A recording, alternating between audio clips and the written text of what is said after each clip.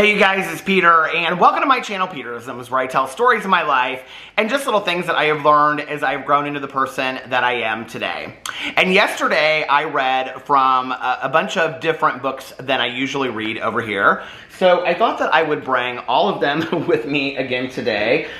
Instead of 6 that I had yesterday, today I have 8. So I'm just going to randomly go back here and pick one out, and we will start with that. Okay, this is going to be interesting because this is a book that I rarely ever read from. This is Meditations for Living in Balance, Daily Solutions for People Who Do Too Much, Ann Wilson Chef. And I have to tell you kind of a funny story about living in balance. It's always interesting to me, you know, when you have like personal stories or personal recollections associated with a certain term, you know? So for me, when people say, oh, I live a very balanced life, and I've probably said it at times too, you know? But whenever I hear that, it always cracks me up because I was about a year sober, right at about a little bit over a year sober, I think, when I got a sponsor that I worked with for a very long time. Unfortunately, he passed from a heroin overdose. It was tragic, and I miss him because he taught me so many great things, you know, and I wish the things that he had taught me, he could have applied enough to keep him here on this earth, but unfortunately, that's not the case, and it breaks my heart. But I have to tell you how I got him as a sponsor. So he was actually the husband of somebody that I worked with. And it was actually, no, it was a lot earlier than a year sober. It was probably, I don't know. Anyway, it was earlier than that. But he was the husband of a woman that I worked with. So I knew him. And there was a meeting that I went to at the time. And he went to that meeting regularly. And we were sitting in the meeting. And so you have to remember now, I'm like within my first year sober. And at that time, I would sit in meetings and I either didn't say anything at all because my previous sponsor had told me to shut my mouth and open my ears because I didn't have anything of value to share or anything of importance to share. So he would say, you just need to sit there and listen to what other people say. So I would either not share at all, or I would try to share something that I thought sounded really good. Don't do that. I would never recommend that. I feel like I just wasted a lot of time sitting in meetings and trying to get help. Today, what I have been taught to do and what I do is to tell on myself and tell my truth. So if I'm in a meeting and I'm going through something, I share that. And if I'm not going through something and somebody brings up a topic, I try to share my experience, strength, and hope in relation to what that person's going through, so maybe that will be of help to them. So the topic came up of balance and living a balanced life and being balanced. And it came to me and I shared and I was like, you know, I think I have a really balanced life. Like, you know, and here I am a couple months sober, year sober or something, you know, and I'm like, I'm very balanced in my work and my relationships and whatever. And the reality was I had no balance to my life whatsoever. I mean, my life was out of control at that point. The only thing consistent that I had was going to meetings. Like it was enough for me in my first 2 years to like get up and like have a cup of coffee and go through my daily routine. Like it was just becoming a normal human being for me again. Like took me a while to kind of get used to. Even when I was, you know, in school, working, things like that, I could do those things, you know, and I could do them well, but it was still like, I was very proud of myself for just doing those things, you know? So I didn't really have any kind of eloquent balance to be bragging about. And I was like, oh, I have so much balance in my life, and I think I live a really balanced life, you know, and whatever, and I've worked really hard at having balance in my life anyway. So it goes on, and he's probably like 2 or 3 people down from me, and he shares, and at the time, I think he had been sober like 6 or 7 years, and he was like, I would love to sit in here and share with you guys that like I have a really balanced life, but I have like no balance to my life whatsoever. He was like, my kids are always running around and, you know, this and that. And I was like, oh my God. And his honesty was so attractive to me. And I am such a person today. It's just, I'm like honesty and integrity and all of that is just like, it's something that is still so attractive to me and, you know, is a paramount to my recovery. And anybody that's been sober knows that the how of recovery, which is honesty, open-mindedness, and willingness, is just the foundation of our sobriety, which is why those 3 things are so important to me. But anyway, when he shared that, I was just like, the honesty and the vulnerability of him being able to share that was like, oh wow, like I want to be able to be that, you know, that vulnerable to sit in a meeting. And that was really like a starting point for me, where I was able to come into meetings and just be like, look, I'm a mess, okay? And what do I need to do to like work on that? And it has only been those moments in sobriety and recovery where I haven't really had my stuff together, and I've taken it to a meeting and said, look, like, I need help, right? And those things aren't necessarily around addiction. They're just in life skills, and, recovery is a design for living, that people have really helped me by sharing their experience, strength, and hope. And then I look at people that have what I want and I do what they do, And it's been several times like that. There was a period of my life when I didn't go to meetings at all for 4 years. I've talked about this extensively over here, and I came back, and when I came back, I was like a newcomer. I was going to 2 meetings a day, 7 days a week. I had no balance, but like it was so, I felt so refreshed, inside of sobriety, and I was listening to leads in the car, like people sharing their stories. I was listening to them online, and while I was driving, and I just was coming home, and I was reading about stuff, and my husband and I were talking about it 24 hours a day, and it just was everything I did. But there was still a part of me that was kind of like dying inside, that I wasn't happy. Like there wasn't much happiness. And there was this woman, and she's actually the one that when I see her, she says to me, if nobody else has told you this today, I love you. And she's one of my favorite people in life. And so I would see her every day after, we would go to the same noon meeting. And she would always say to me, and I love this, to this day, this woman has no cell phone, okay? She has a home phone, she has no Facebook, she has none of that stuff, to this day, right? And she's like, no, if people want to contact me, they can contact me at my home phone number. I don't need to be on all that social media. And I can remember thinking, like, how do people get in touch with you? Like, how do you participate in the world, right? She participates just fine in the world without having a cell phone, without having social media, and I love that so much, right? And so anyway, every day after the meeting, she would come up to me and she would say, how are you doing? And I would say, oh, I'm good, I'm fine, I'm good, And I was listening to these leads in the car, and I drive around, and you can listen to them on YouTube. There are other websites that you can find them on. And I was listening to them, and this woman was sharing about how she would go to this meeting every day, and this person would ask her, how are you doing? And she would say, I'm doing good, I'm doing fine. But she was really dying inside. Like, she didn't even want to live. And I so related to this story, like I didn't feel like that, but I just felt like, what's the point, kind of? And things weren't getting really any better for me. And so the next time and so she said that this one day she went in there and she just was like, I'm going to tell him myself and be honest. And so she said to herself, the next time the woman asks me, I'm going to tell her. And the next day the woman asked her, and she said, I'm not doing okay. And that was at the point that her recovery started to grow, that she started, because she was so vulnerable with another human being, that she started to grow and learn, and and it kind of reminds me of the scene in Girl Interrupted when she's like, what's her name? Winona Ryder comes back and she's like, I'm going to allow this to work. I think there's a point when we allow things, meditation books, counseling, support groups, friends, mentors, self-help books, we allow them to work and we allow them not to work. There's a point when we become our own obstacles and our own blockage in our lives. And I remember thinking to myself, the next time I see her, the next time she asks me, I'm going to be honest with her. And it was like the next day, and I saw her, and she said, how are you doing? And I just lost it, and I started crying. I said, I'm not doing very well. And I remember we sat outside in this gazebo, outside this clubhouse that I used to go to a lot, and we just talked, and she didn't solve my world's problems, but she made me feel like I wasn't all alone. She made me realize that, I didn't realize this whole thing was going to go in this direction, but she made me realize that I wasn't the only person that felt that way, and that I didn't have to suffer alone. I could sit in a meeting and I could share these things. I could call it my sponsor. I could call it my friends. I could say, hey, listen, I'm not happy. I'm miserable. I don't know what to do, And then they could help me and share with me what they had done for their lives to improve, and I could do those things, and I did. And today I can sit here and I can say I have a life beyond my wildest dreams because of what people shared with me. And they weren't this world magic. It was things like, get you and your husband into counseling. And I was so resistant to that, It was things like, listen to what a third person has to say. It was like, start doing some inventory. Listen to your sponsor. When your sponsor tells you says jump, you say how high, you know? Go to a meeting and share what's really going on with you. Nobody in that group, in that meeting, cares what you look like, how you sound, what's going on with you. Care about yourself more than you care about how you look, you know? And I think that's one of the things that we're not willing to do sometimes because we're so worried about what people will think.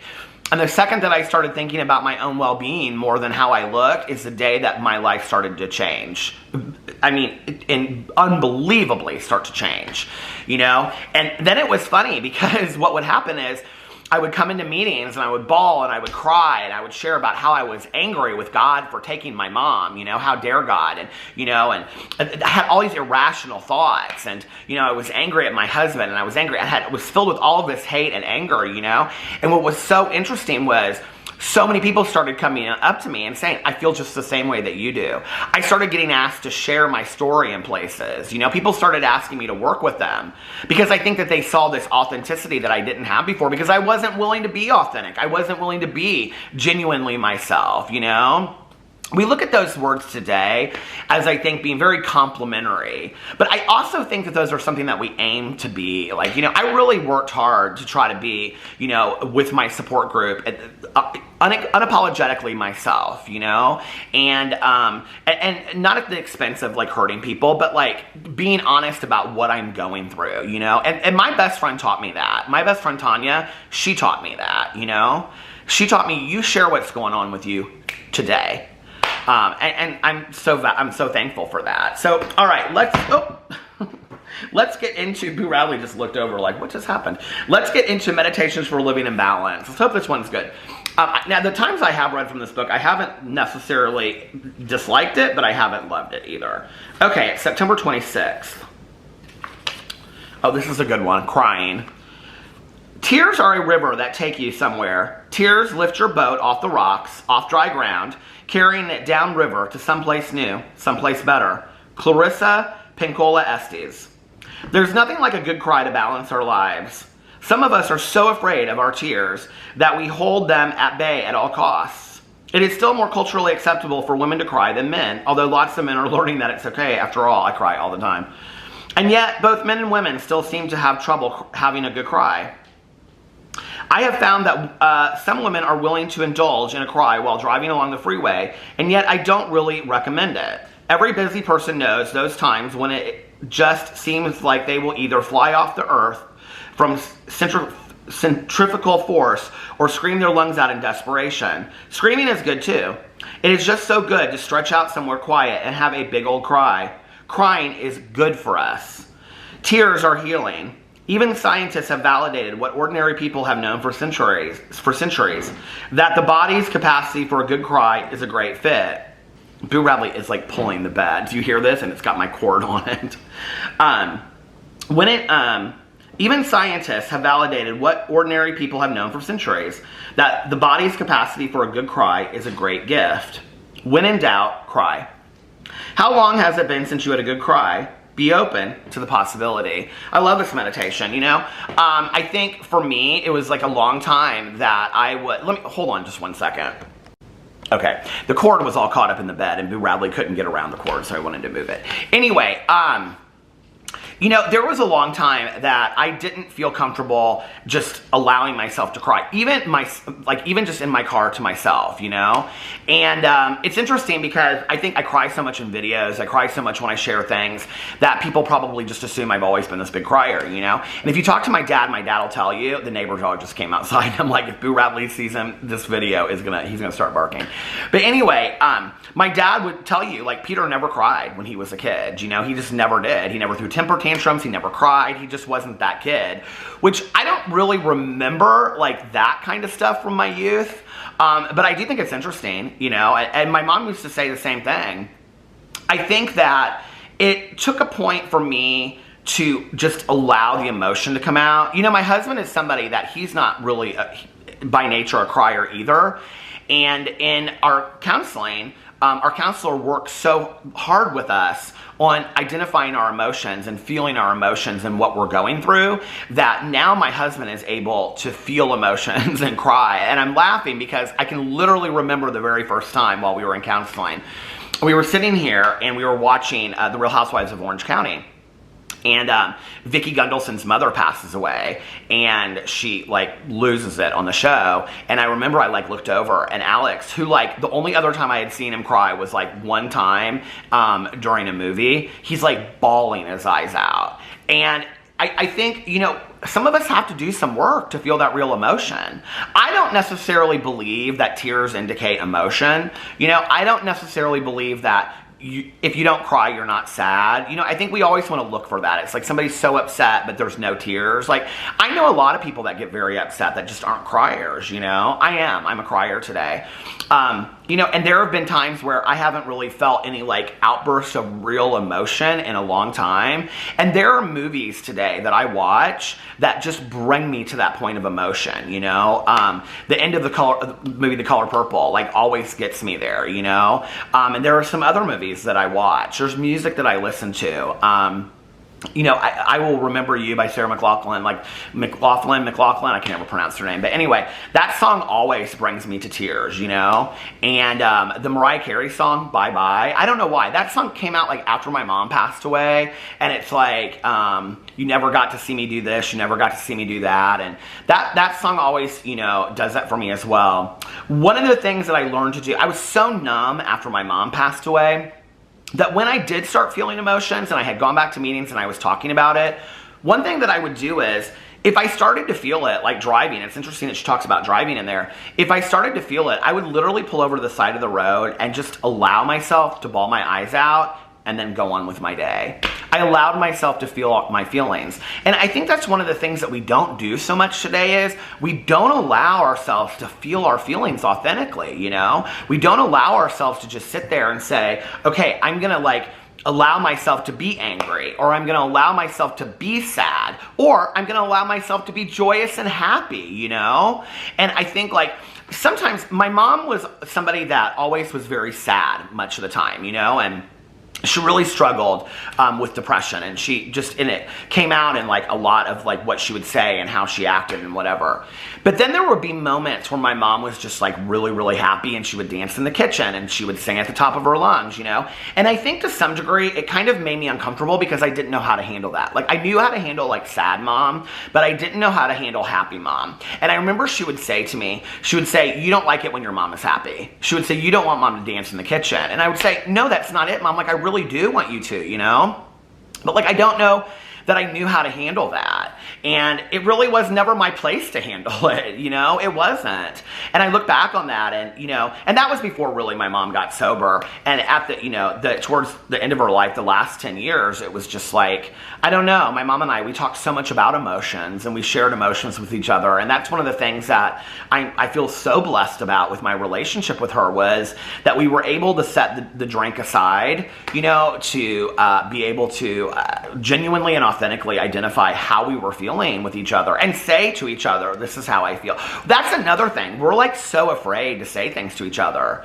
You know, honest to God, I don't think my best friend and I said I love you to each other till probably 10 years ago, you know? I mean, 10 years, 14 years into a friendship, we hadn't said that to each other. Now we say it to each other every time we see each other, every time we talk on the phone. You know, I love you, Tanya, I love you too. You know, like I said to her the other day, like, you have no idea, like, we had both been gone at the same time, and I hadn't seen her in like a week and a half, and I said, you have no idea how much I missed you. Like, I mean, you're my heartstone. And she was like, I feel the same way. And, you know, I think we don't share with each other that enough, you know? And I think, like, with my husband, I mean, we've always been like, kiss in the morning, kiss when we see each other, kiss goodnight, you know, all that kind of stuff. And I'm so thankful for that. He actually just went to go see his mom, and we were like kissing in the hallway before he left, you know? And I think that that's important. And no, that doesn't make a perfect marriage, but I think that those are things that add to it. I think it's important to tell the people in our lives how much they mean to us.